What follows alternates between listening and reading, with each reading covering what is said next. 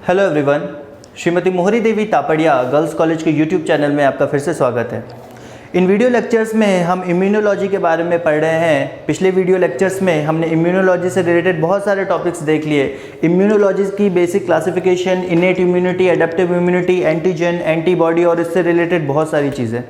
हमने एक basic level पे इम्यून सेल्स के बारे में भी पढ़ा था।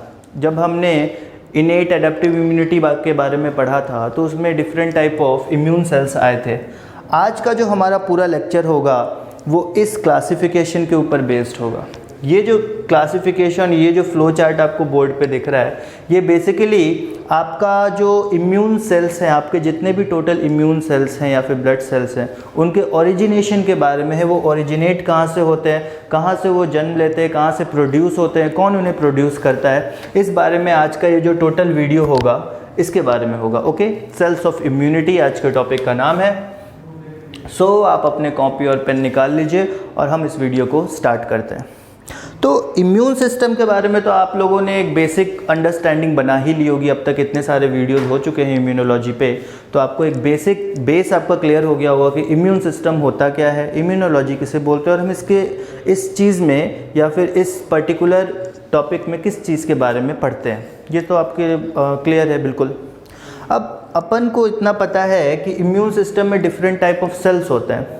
जैसे कि हमारे शरीर में और भी सिस्टम होते हैं। हम एक चीज़ बोलते हैं कि जो लेवल ऑफ ऑर्गेनाइजेशन, एक थोड़ी सी अलग सी चीज़ है, मैं आपको बता रहा हूँ। लेवल ऑफ ऑर्गेनाइजेशन हमने पढ़ा था ना, अलग अलग जगहों पे लेवल ऑफ ऑर्गेनाइजेशन होता है कि एक पर्टिकुलर ऑर्गेनिज्म किस लेवल ऑफ ऑर्गेनाइजेशन का है, सेलुलर है, टिश्यू है, ऑर्गन सिस्टम है या कैसा है। तो वहाँ पे जब आप ऑर्गन सिस्टम की बात करते हैं उसका मतलब होता है बहुत सारे ऑर्गन्स मिलके एक सिस्टम बनाते हैं, तब जाके वो ऑर्गन सिस्टम कहलाता है। पर इम्यून सिस्टम के केस में बहुत सारे ऑर्गन्स नहीं होते। इम्यून सिस्टम जो होता है, जैसे आपका सर्कुलेटरी सिस्टम है, सर्कुलेटरी सिस्टम में कई ऑर्गन्स मिले हुए हैं। आपका रेस्पिरेटरी सिस्टम है, उसमें कई ऑर्गन्स मिले हुए हैं। आपका एक्सक्रीटरी सिस्टम है, उसमें कई ऑर्गन्स मिले हुए हैं। तो ऐसे ऐसे जब कई ऑर्गन्स मिले हुए हैं, पर जब हम इम्यून सेल्स की बात करते हैं और इम्यूनोलॉजी की बात करते हैं, इम्यून सिस्टम में बहुत सारे ऑर्गन्स नहीं मिले हुए। यहाँ पे कई सेल्स मिलके इम्यून सिस्टम तैयार करते हैं और जो भी सेल्स होते हैं वो आपके पूरे के पूरे बॉडी में डिस्ट्रीब्यूटेड होते हैं, पूरे ब्लड स्ट्रीम में डिस्ट्रीब्यूटेड होते हैं और आपके शरीर के हर हिस्से में पाए जाते हैं, ताकि इन्फेक्शन शरीर के किसी भी हिस्से से आए वो उससे वहीं पे फाइट कर सके और उसको आगे ना फैलने दे। ओके, तो एक डिफरेंस आपका थोड़ा क्लियर हुआ होगा कि जब हम ऑर्गन सिस्टम बोलते हैं और यहाँ इम्यून सिस्टम बोलते हैं, तो ये सिस्टम यहाँ पे जो ऑर्गन सिस्टम है ये कई ऑर्गन्स को मिलके बना है, पर इम्यून सिस्टम जो है इसमें ऑर्गन्स मिलके नहीं, कई सेल्स मिलके हमारा इम्यून सिस्टम बना है। तब अपने पास बहुत सारे सेल्स हैं जिनका कहीं ना कहीं से तो उत्पत्ति हुई है, कहीं ना कहीं से वो प्रोड्यूस हुए हैं, ओरिजिनेट हुए हैं। तो इम्यून सेल्स जो हैं basically stem cells, hemopoietic cells, आप यहाँ पे लिखा हुआ दिख रहा है आपको, hemopoietic cells, they are a type of stem cells. अब स्टेम सेल्स क्या होते हैं? हिमेटोपोएटिक सेल हैं, पोएटिक और हिमेटोपोएटिक मतलब ये तो ब्लड में पाए जाते हैं, बोन मैरो से ओरिजिनेटेड हैं। बट स्टेम सेल्स का बेसिक मतलब क्या है? स्टेम सेल्स उस टाइप के सेल्स होते हैं जिनके पास एक कैपेबिलिटी होती है किसी भी टाइप के सेल में ग्रो होने की, किसी भी टाइप के सेल में मैच्योर होने की। मतलब अब एक स्टेम सेल है, मान लो यहाँ पे एक स्टेम सेल है, तो स्टेम सेल जो है वो किसी भी टाइप के सेल में ग्रो कर सकता है। ये स्टेम सेल तो चाहे तो वो आरबीसी बन सकता है, ये अगर चाहे तो डब्ल्यूबीसी बन सकता है, ये अगर चाहे प्लेटलेट बन सकता है, ये चाहे मास्ट सेल बन सकता है, ये अगर चाहे तो डेंड्राइटिक सेल बन सकता है, या किसी भी टाइप का सेल में ये डेवलप हो सकता है। ओके, सो स्टेम सेल जो है वो किसी भी टाइप के सेल में डेवलप हो सकता है, ये इसकी कैपेबिलिटी होती है, ये इसके एक पावर होती है, एक क्षमता होती है। ओके, तो स्टेम सेल के बारे में पता चल गया। वैसे सेल जो किसी भी अदर टाइप ऑफ सेल में कन्वर्ट हो सकते हैं और can differentiate into any other cell. Stem cells are those cells which can differentiate into any other type of cell, और उसके फंक्शन वो परफॉर्म करेंगे। ओके,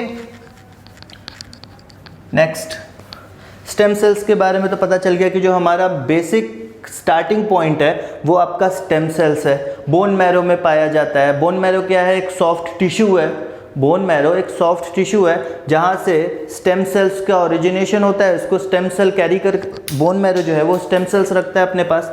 अब स्टेम सेल जो है वो दो पार्ट में डिवाइड होता है, दो ऑप्शन होते हैं स्टेम सेल, वो तो किसी चीज़ में डेवलप हो सकता है, पर अब दो ऑप्शन होते हैं वहाँ पे उसके पास। एक होता है माइलॉइड प्रोजेनाइटर सेल और दूसरा होता है लिम्फॉइड प्रोजेनाइटर सेल। अब दो पार्ट्स में डिवाइड हुआ, यहाँ पे एक टर्म आपको मिल रहा है प्रोजेनाइटर। प्रोजेनाइटर सेल उस टाइप के सेल होते हैं, एक तरह से ये भी एक स्टेम सेल ही है, इनके पास कैपेबिलिटी होती है किसी भी टाइप के सेल में डिवाइड होने की। पर स्टेम सेल से प्रोजेनाइटर सेल थोड़ा सा डिफरेंट है, क्योंकि आप एक काम देखो कि यहाँ पे स्टेम सेल है, उसके जस्ट बाद वाले स्टेप में, मतलब किसी चीज़ की स्टार्टिंग हो गई, यहाँ पे मान लो सेल डिवीज़न हो रहा है, सेल डिवीज़न हो रहा है, वो यहाँ पे सेल डिवीज़न स्टार्ट हुआ, तो सेल डिवीज़न स्टार्ट होने के बाद दो प्रोडक्ट बने, ओके, दो प्रोडक्ट बने सेल डिवीज़न स्टार्ट होने के बाद, तो एक प्रोडक्ट ये रहा, एक प्रोडक्ट वो रहा। तो अब ये जो प्रोडक्ट है वो इसमें कन्वर्ट तो नहीं हो पाएगा, ये प्रोडक्ट इसमें नहीं कन्वर्ट होगा और ये प्रोडक्ट इसमें नहीं कन्वर्ट होगा।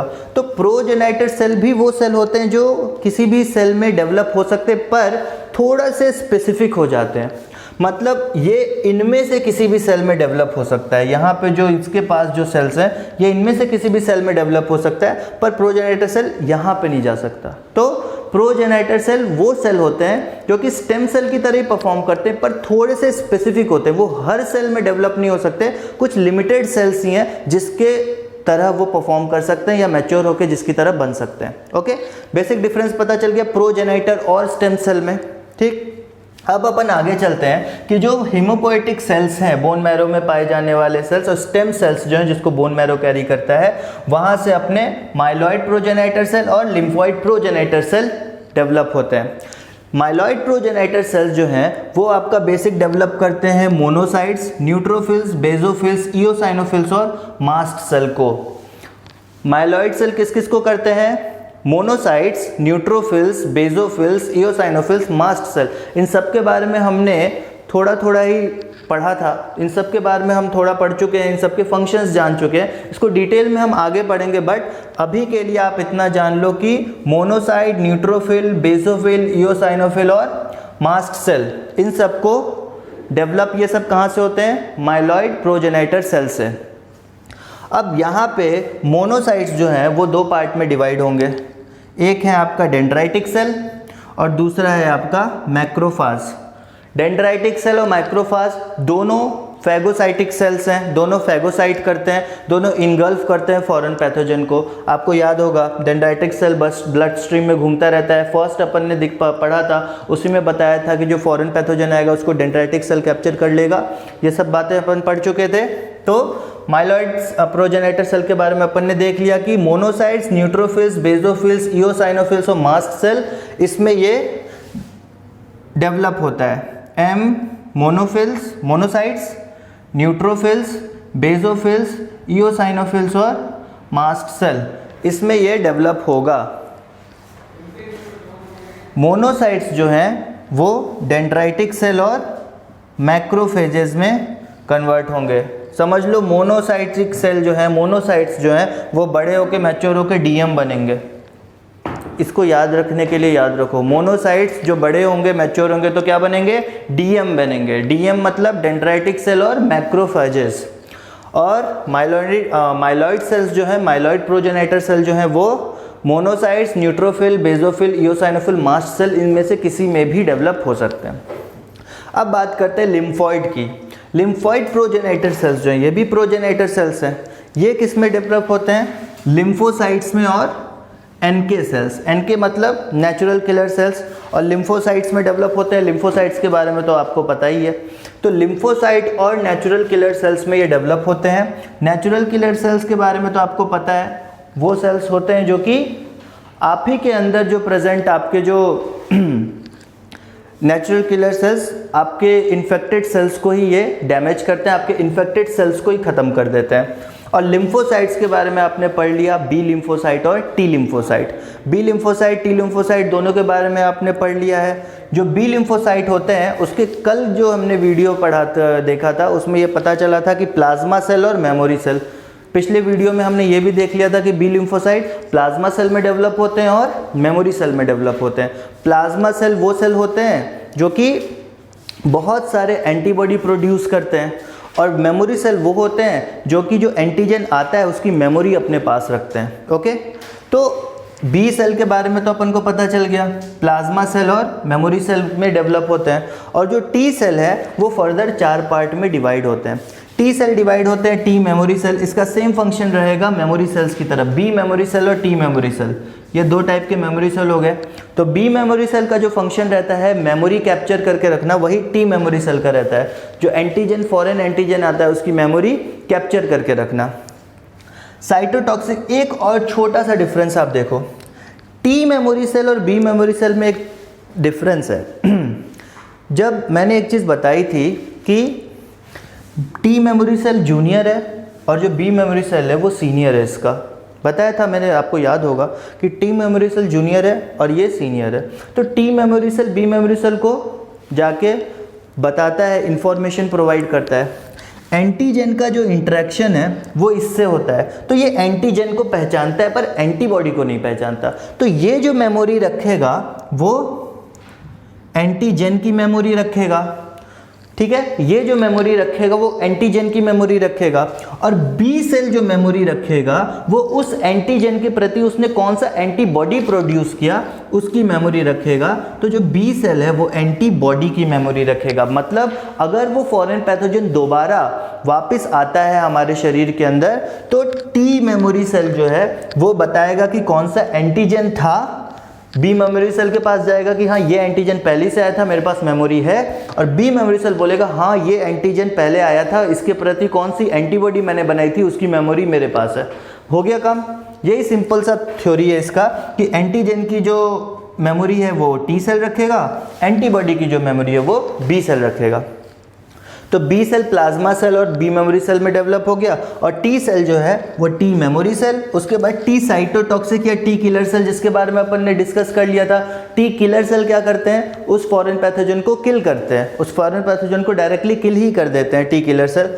टी हेल्पर सेल के बारे में अपन ने पढ़ा था, एड्स के मैंने एग्जाम्पल दिया था एक्वायर्ड इम्यूनोडेफिशिएंसी सिंड्रोम, कि इस बीमारी में जो सबसे पहले अटैक होता है वो आपके टी हेल्पर सेल में ही होता है। ये हेल्पर सेल है, ये हेल्प किसको करते हैं, ये जो अदर इम्यून सेल हैं उनको ग्रो करवाने में हेल्प करते हैं, उनके मैच्योरेशन में हेल्प करते हैं।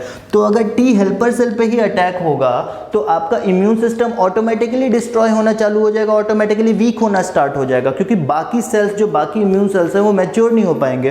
तो टी हेल्पर सेल पे ही अटैक करता है एड्स का वायरस। तो हेल्पर सेल का क्या फंक्शन होता है, जो दूसरे इम्यून सेल्स हैं उनका ग्रोथ और उनके मैच्योरेशन में ये हेल्प करते हैं और उनको न्यूट्रिएंट्स प्रोवाइड करते हैं। उसके बाद है टी सप्रेसर या फिर टी रेगुलेटर सेल। अब एक रेगुलेशन के लिए सेल चाहिए।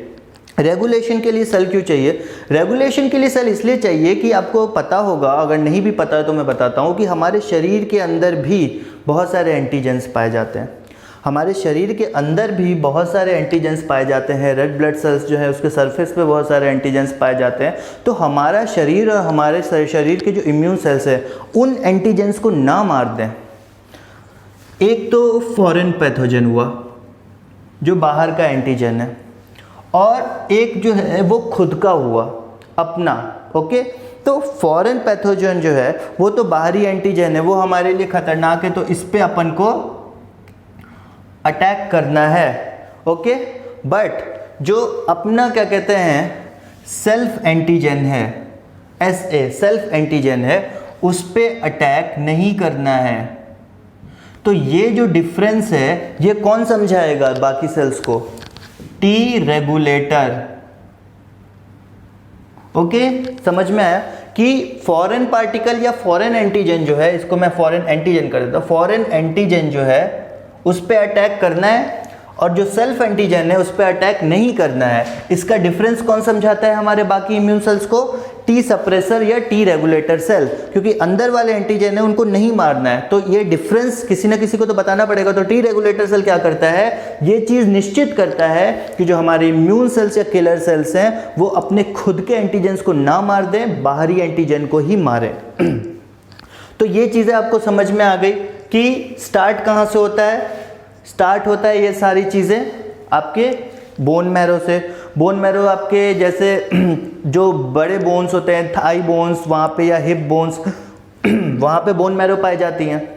और बोन मैरो क्या करती हैं, स्टेम सेल्स कंटेन करके रखती हैं, और इन्हीं स्टेम सेल्स से ये किसी भी पार्ट में डिवाइड होते हैं, किसी भी टाइप के सेल्स में मैच्योर होते हैं, वो आरबीसी बन जाते हैं ताकि वो O2 का प्रोडक्शन कर सके, O2 का ट्रांसफ़र कर सके पूरे के पूरे बॉडी में। वो WBC में कन्वर्ट हो सकते हैं ताकि वो इम्यूनिटी प्रोवाइड करवा सके, इम्यून सेल्स में कन्वर्ट हो सके।